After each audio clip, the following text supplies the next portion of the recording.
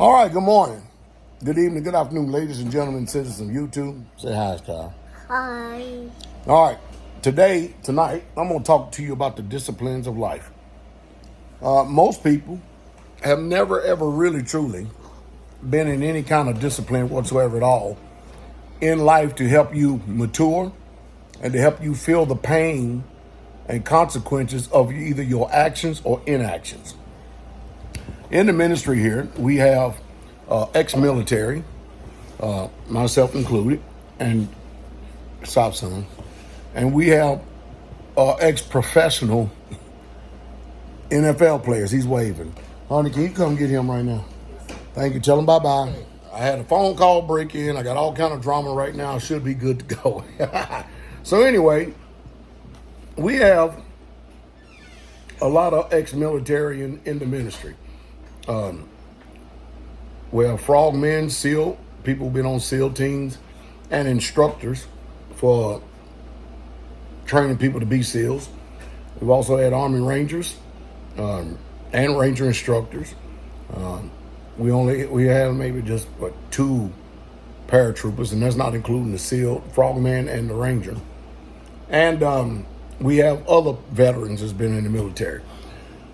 We also have ex-professional football players. And why am I bringing this stuff up? Well, I'm going to give you an example, okay? I was speaking to one of them, and the pastor said to me, they said, this generation is so hard-headed. They are so undisciplined. I said, you got that right, uncouth. You can't instruct nobody in anything. You can't tell them anything. They would rather fail, even if it costs their lives, rather than to receive wise counsel and wisdom. It's amazing. And most people would just rather endure the consequences than to actually to submit to someone who is wise and who has their best interest in mind. I often say it like this, to someone who loves you more than you hate yourself. So anyway, he says, when I was playing in the NFL, if I was 1 minute late, just 1 minute, I got a $2,800 fine, 1 minute late. I said, boy, that'll help you to be on time and have no excuses, won't it? Ooh-wee. Let your pockets get hit for $2,800. I don't care if you are making a little bit of money. That's a lot of money. That'll help you real quick to learn how to be on time. And also, for the position that I played, if they wanted me at this particular weight right here, and I came from one team to another, and I didn't get to that weight in time, I'm just, taking my time to get to that weight. When they weighed me in, it was $500 per pound, whatever weight I was over. So if you was 10 pounds over, can you see how quick that can add up real quick? Think about that for a second. That's a lot of money. $500 per pound. I said, boy, that'll help you lose weight real fast, won't it? Oh yeah. See, especially because it's taking money that otherwise you could be using to advance your life or to invest in anything but to give it back to the people who are actually paying you. I said, they got the same thing in the military, except the military, they believe in taking time and money. Time and money? Oh yeah. Go ahead and not show up to formation. And you're charged to be in formation sometimes 2-3 times a day for accountability. But you're a grown man. Man, they ain't gonna sit up and hold you by the hand, but they do have consequences for your actions, at least in the military we were in. Now, they were a whole lot more lax in the Navy and even more lax in the Air Force, but it ain't like that in the Marine Corps. And when I say Navy, I mean the Navy as a whole, but not the special skills in the Navy. I guarantee the Marine Raiders, they got the same kind of discipline as the U.S. Army paratroopers, the Rangers, Special Forces, Delta. Man, I tell you, you're dealing with a horse of a whole total different color and caliber of a man. But anyway, be late for formation and do that without a valid excuse. I mean, a valid excuse. And I mean a valid excuse. Like, for instance, I was in a car accident. Or I've got proof that my vehicle broke down and here's the towing company. And you can't have too many of those either. But just be late. You'll get written up. And then after you get written up, you find yourself on extra duty. What do you mean extra duty? This is when your time comes in. They'll have you on extra duty for like 2 weeks to a month, from 5 o'clock to 9 o'clock, taking your time away from you, Monday through Sunday. And you'll be doing that every single day. Think about that. Time is precious. Can't get it back. Or be rebellious and stubborn and don't follow orders.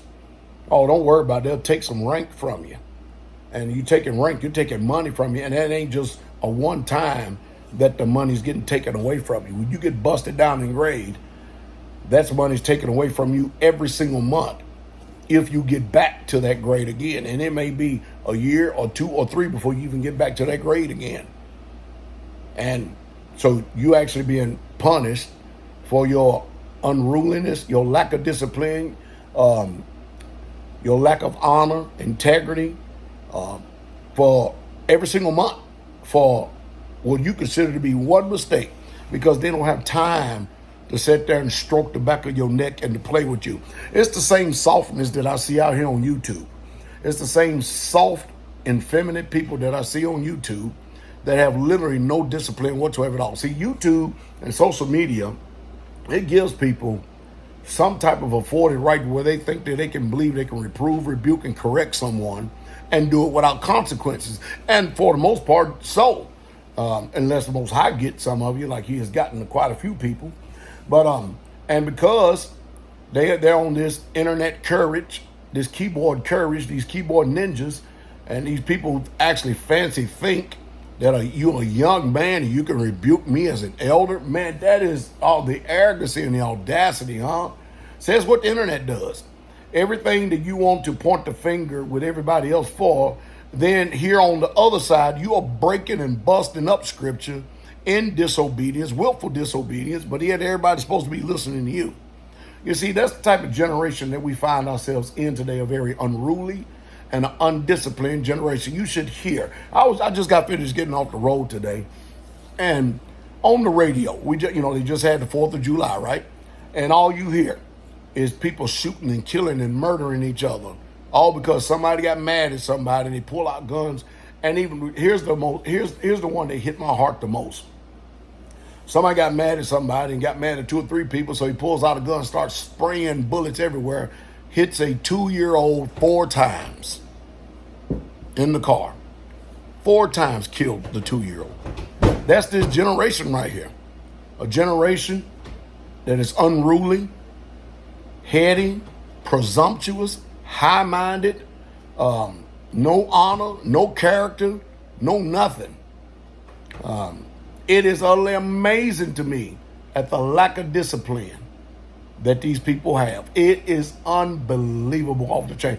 I basically don't associate with them. That's one reason why I'm so far out in the country. So therefore I can get away from people and don't have to fool with a lot of this foolishness and nonsense. And then that way when people do come to the ministry, they can pretty much figure out the type of people that we are.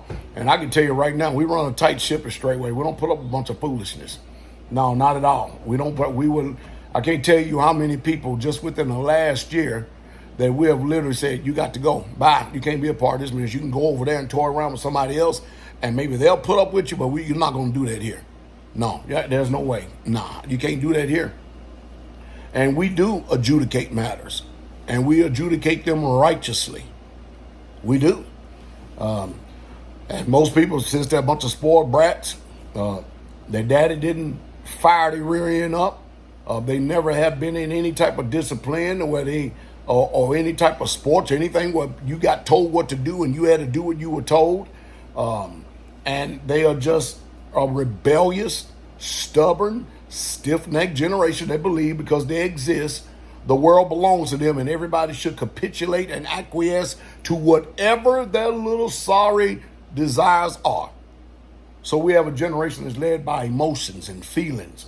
And yet, in all these emotions and all these feelings and all these so-called wonderful sayings that they have, ain't able to produce not a damn thing in this world.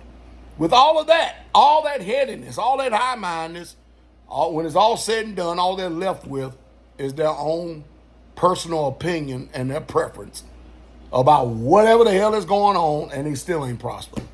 Amazing, isn't it? And then somebody like myself and other people who are prospering in his life and working to leave a legacy behind for the children's children and the people in the ministry. You think I'm going to sit up here and listen to someone that ain't even tried even stride in life to have a pot to piss in and one to throw it out of? I mean, it would be wonderful if you are a young man and you could come and it's kind of like when people go to dojos, or if they're in a martial arts discipline, you set up under a teacher, under a master that can lead you, school you, and guide you and tutor you until you become of a certain age. Then now, guess what? Now it's your time to be a leader in Israel. It's your time after many years of good servitude and a good spirit and just a work ethic that cannot be condemned. Man, there's places for people like that because your gift makes room for you. But you don't give no gift or give no authority or nothing to no one that all they produce is heartache, shame, stubbornness, presumptuous, stiff-necked, rebellious, and stout-hearted.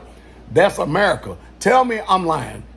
Tell me that's not America in this generation right here. The majority of the people that was doing all this shooting and killing during this 4th of July, teenagers. Teenagers. You can thank the American system for being against the man and removing him out of the home, helping everybody get divorced, and raising a generation of fatherless children. And then the streets become their father. And then they end up going to early graves or going to early jail and all kind of other stuff, all because nobody wanted any discipline in their life. It's just sad. I hope you learned something. I truly do. Y'all have a wonderful day. The King is coming.